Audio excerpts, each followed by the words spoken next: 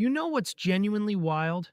Most people will spend more time researching which Netflix show to watch tonight than they'll ever spend figuring out the right way to invest their money.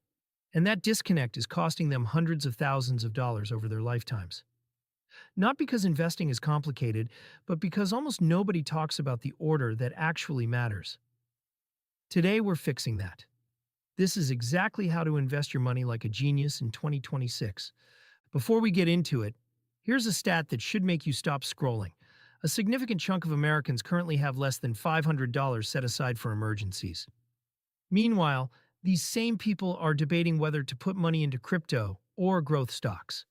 That's like asking whether you want a window seat or an aisle seat on a plane that hasn't been serviced in 5 years. The foundation matters more than the destination you're picking. So let's talk about what the genuinely smart sequence actually looks like, because this is where most people go completely wrong from the very start. Step 1 is something that almost nobody wants to hear because it's not exciting. Before you invest a single dollar anywhere, you need an emergency fund. Not because some financial advisor told you to, but because without it, every investment decision you make will eventually get blown up by a random Tuesday. Car breaks down, medical bill arrives, job gets wobbly. Without a financial cushion, you end up either selling your investments at exactly the wrong moment or piling on more debt to cover the gap. Both outcomes are brutal for long-term wealth building. Now here's the question everyone argues about. How much do you actually need? The classic answer is 3 to 6 months of expenses, but honestly, that range is so wide, it barely helps anyone. A good approach is to start smaller and build in stages. Get to $1,000 first, then 1 month of expenses, then push toward 3 months. Research from Vanguard has found that people who have at least $2,000 in emergency savings report significantly higher financial well-being scores than those without any buffer at all. That psychological safety net changes how you make every other financial decision. Step 2 is the one that will save you more money than almost any investment strategy on the planet. High-interest debt elimination. We're talking about anything charging you north of 8% annually, and credit cards in 2026 are still absolutely crushing people with rates above 20% in many cases. Here's the math that puts this into perspective. If you carry a $5,000 balance at 22% interest and only make minimum payments, you will hand over nearly $3,000 in pure interest over 5 years. That's money that earned nothing for you. Zero. When you pay off that debt instead, you are earning a guaranteed return equal to whatever interest rate you were paying. No investment in the world offers you a guaranteed 22% return. Not the stock market, not real estate, not anything. So clearing that debt first is genuinely one of the highest returning moves available to you. The most mathematically efficient approach is called the debt avalanche. List everything you owe, pay minimums on all of it, and throw every extra dollar at the highest interest rate first. It saves you the most money over time. Step 3 is where things get genuinely interesting and where a lot of people make a critical mistake by skipping it entirely.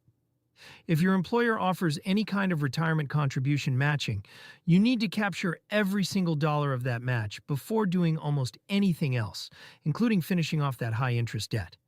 Why? Because employer matching is essentially a guaranteed 100% return on the money you put in up to the match limit. If your company matches 50 cents for every dollar you contribute up to 6% of your salary, that's an immediate 50% return before your investments have even done anything. No other opportunity in investing comes with that kind of guarantee attached to it. The strategy is simple. Contribute just enough to collect the full match. Nothing more yet. Then redirect the rest toward killing that remaining high-interest debt. Once that debt is gone, you can open up your contribution percentage. One thing worth checking is your company's vesting schedule, which determines how long you need to stay before those employer contributions actually belong to you fully. Know the terms before you assume that money is yours immediately. Step 4 is about getting smarter with taxes, and this is where people who do everything else right often leave a shocking amount of money on the table. Once you have the employer match secured, the next move is to maximize contributions to an individual retirement account before adding more to your workplace plan. The reason is control and cost. Most workplace retirement plans offer a limited menu of investment options, and many of those options carry fees that quietly eat your returns year after year. An IRA lets you choose low-cost index funds with expense ratios that are often a fraction of what employer plans charge. Over decades, that fee difference compounding against you adds up to tens of thousands of dollars. For 2026, contribution limits have continued their upward trend. So check the current IRS numbers to confirm exactly what you can put in this year. On the question of traditional versus Roth, the core decision is whether you'd rather pay taxes now or later. If you're earlier in your career and currently in a lower tax bracket, Roth tends to make more sense.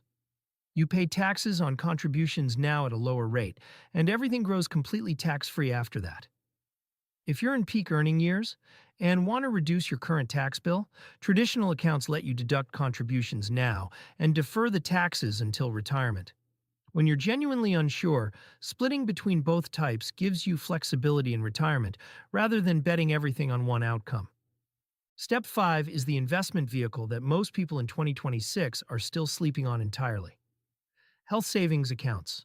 If you have access to one through a high-deductible health plan, this account does something no other investment vehicle does. It gives you a tax deduction on contributions, tax-free growth while the money is invested, and tax-free withdrawals when you spend it on qualified medical expenses. That triple tax advantage is genuinely extraordinary. The power move with an HSA is to pay your current medical costs out of pocket whenever you can afford to. Let the money inside the account stay invested and growing, and save every medical receipt you have. There is no time limit on reimbursing yourself, which means you could pay for something today and pull that money out of your HSA completely tax-free a decade from now. After age 65, you can even withdraw for non-medical reasons and simply pay ordinary income tax, making it function just like a traditional IRA with extra benefits layered on top. Step 6 is going back to your workplace retirement account and pushing contributions up to the annual maximum now that your IRA and HSA are taken care of. At this stage, you have built a genuinely impressive tax-advantaged foundation. Money sheltered across multiple account types with different tax treatments gives you real flexibility in how you manage income during retirement. Most people never reach this stage.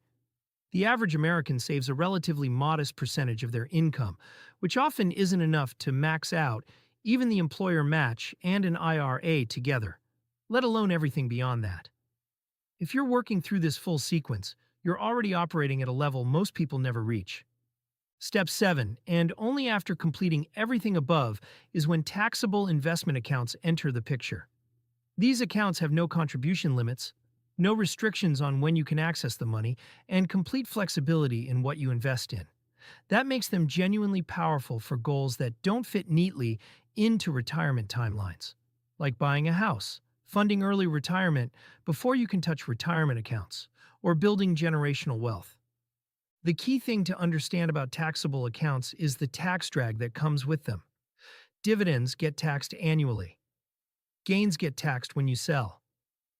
Over 30 years, that ongoing tax impact can shrink your ending balance dramatically compared to the same money sitting in a tax-advantaged account. That's why they come last in the sequence rather than first.